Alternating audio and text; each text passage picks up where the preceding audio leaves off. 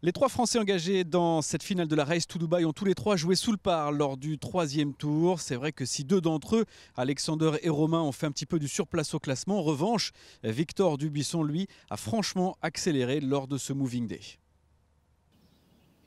C'est Alexander qui s'était lancé le premier ce samedi. Alex avait placé beaucoup d'espoir dans ce troisième tour. Espoir de remonter au classement pour tenter d'intégrer le top 10. Malheureusement, les choses ne se sont pas passées comme il l'espérait. Sur sa carte figurent 3 birdies et 2 bogeys. Un score de -1 ce samedi, -2 total, qui le place loin des leaders et qui lui laisse quelques regrets.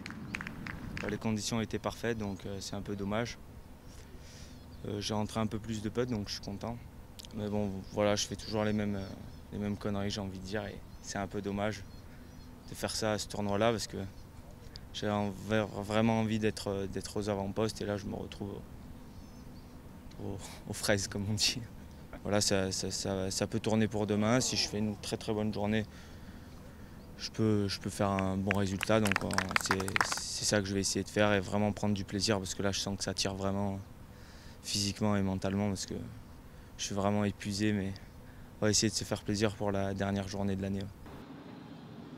Romain Wattel en a pris du plaisir, du moins sur les 9 premiers trous, en jouant -2. Ses birdies, il les a fait au trou numéro 4 et au 7. Au retour, en revanche, ça a été moins flamboyant, avec un score au-dessus du par. La faute à 2 bogeys au 12 et au 14. Romain a fini sa journée à -4 total. J'ai fait un super début, je jouais très bien. Et puis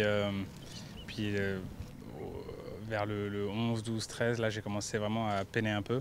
J'avais beaucoup moins d'occasions de birdie, ou en tout cas j'étais pas assez près. Et ouais, c'était un enchaînement un peu difficile. Après, heureusement je finis par un dernier birdie, mais c'était un peu la fin de partie était un peu difficile. Tout l'inverse finalement de Victor Dubuisson. Victor a enchaîné 9 pars sur les 9 premiers trous. Son premier birdie n'est tombé qu'au 10. Et il en fera d'autres au 13, 14, 15, puis au 18 pour se retrouver à -10. Pas si loin que cela des leaders avant le dernier tour. Ouais, une très bonne journée.